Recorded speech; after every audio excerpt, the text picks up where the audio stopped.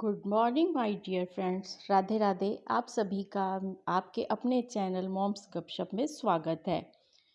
उम्मीद करती हूँ कि आप सभी लोग अपने अपने यहाँ स्वस्थ और खुशहाल होंगे और मस्त होंगे। तो यहाँ मेरा मॉर्निंग का रूटीन स्टार्ट हो चुका है। तो आप सभी का भी कुछ ऐसा ही लेडीज़ का रूटीन रहता होगा, तो वही आज मैं आपसे शेयर करने वाली हूँ। या नहाते समय ही मैंने अपने कुछ कपड़े हाथ से ही वॉश कर लिए थे, जिन्हें ज़रूरी होता है कि मैं वॉशिंग मशीन में ना धोऊं। तो बस उन्हें फिर मैं गेट पर ही डाल देती हूँ आकर, क्योंकि आजकल धूप काफ़ी तेज़ हो रही थी। सुबह तो धूप देखते ही काफ़ी मूड ख़राब हो गया, बहुत तेज़ गर्मी थी। और उसके बाद फिर मैं रूम में आ गई हूँ और अपना रूम जो था बेड समेटती हूँ, क्योंकि उठते ही ये काम कर लो। जल्दी उठी हूँ आज मैं, काफ़ी जल्दी उठी हूँ, वरना थोड़ी बहुत देर हो ही जाती है।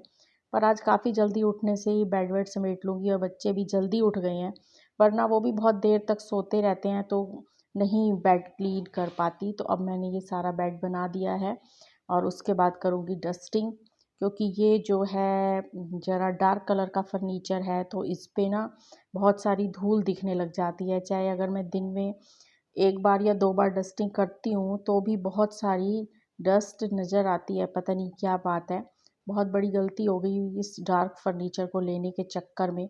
लेकिन कहते हैं ना कि जब तक खुद ना झेलो तब तक नहीं पता चलता।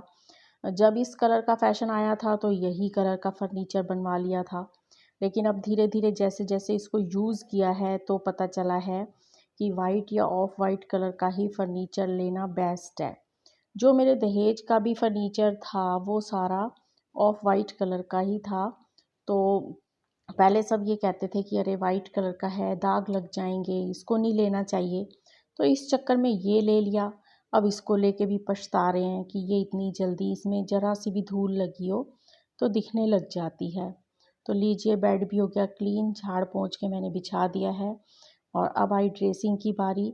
ड्रेसिंग पे भी रोज़ तैयार होना होता है सभी ने, तो सारा सामान इधर उधर फैला देते हैं, क्योंकि जेंट्स लोग भी यहीं तैयार होते हैं, तो इनको कोई नहीं रहता, जहाँ जो चीज़ मर्जी आई रख दिया। जबकि मैंने ड्रेसिंग टेबल के लिए भी इतने ऑर्गेनाइज़र बना रखे हैं, लेकिन उन्हें यूज़ नहीं करते। बस रखा सामान वहीं पे दुनिया भर का और रख के और चले गए।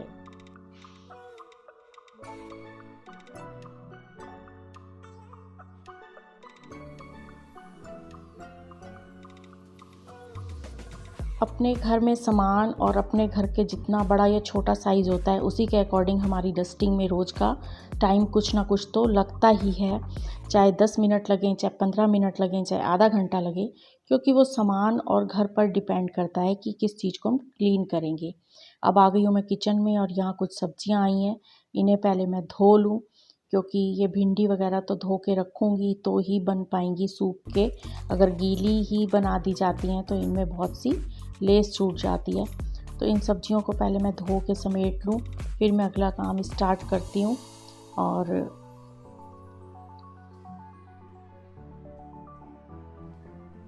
सुबह से ही इतना ज़्यादा काम देखकर बहुत मेरे अब माइंड पे प्रेशर पड़ने लग गया है, क्योंकि जैसे जैसे उम्र हो जाती है तो हमारे में काम करने का स्टैमिना थोड़ा सा कम होता चला जाता है, लेकिन हमारे ऊपर जिम्मेदारियाँ उतनी की उतनी रहती हैं।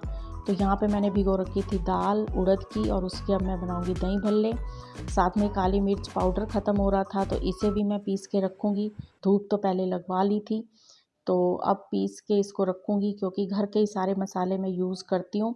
तो इन सब पे भी काफ़ी मेहनत और टाइम लग जाता है नाना करते भी, और हम औरतों को ही ये सब काम करना होता है। अगर बच्चों को कह दो तो वो भी ये सब जिम्मेदारी नहीं उठा पाते हैं, तो हमें खुद ही इन सब चीज़ों का ध्यान रखना पड़ता है। चाहे हमारा दिल हो ना हो, हालत हमारी हो ना हो, लेकिन घर का काम हमें करना ही पड़ता है। अब ये दाल को मैंने घोल लिया था अच्छे तरीके से, और इसमें अब मैंने पिंच भर डाला है जो होता है बेकिंग सोडा और नमक। तो इसको थोड़ा सा फेंट लूँगी, तो ये भल्ले बनने को हो जाएंगे तैयार। और भल्ले बनने के लिए मैंने ऑयल गरम कर लिया है, हाथ में थोड़ा सा लगाया है पानी, और इन भल्लों को अब मैं बनाना स्टार्ट कर दूंगी कुछ इस तरीके से। इन भल्लों की पेस्ट में मैंने डाल लिया था जीरा, हींग, हरी मिर्च और अदरक। इससे इसका टेस्ट बहुत बढ़िया हो जाता है कि आप इसको पकौड़ों के टाइप में खा सकते हो, आप इसको आलू की जैसे रसीली सब्ज़ी में इसको साथ में रख कर बना सकते हो, तो ये आलू कोफ्ते टाइप सब्ज़ी बन जाती है। और ऐसे बना के रख लो तो ये दही भल्ले बन जाते हैं। तो एक ही बैटर से 3-3 चीज़ें तैयार हो जाती हैं। तो बच्चे भी आजकल मांगते हैं, तो हमेशा ही मांगते हैं क्योंकि शाम का टाइम होता ही स्नैक्स का है। तो ये ऐसी कुछ ना कुछ चीज़ें बना के रखनी होती हैं, कभी मीठा तो कभी नमकीन, जैसा बच्चों का दिल करे। तो यहाँ मैंने सारे भल्ले इस तरीके से कर लिए हैं तैयार। और जिनको डर लगता हो आग से, तो वो कुछ इस टाइप भी भल्ले बना सकते हैं। जैसे कड़छी पे थोड़ा सा पानी लगा लिया, ऊपर घोल रख लिया और इसको फिर ऑयल में छोड़ दिया, तो ये पक जाएंगे। तो यहाँ मेरा ये लास्ट बैच है और मेरे भल्ले बिल्कुल रेडी हो चुके हैं। जिसने नाश्ते में भी ये खाने हो खा सकता है, और जिसने पराठा खाना है उसके लिए पराठा बन जाएगा। तो बस इस तरीके से मैं आज जल्दी उठकर सारे काम निपटाती जा रही हूँ।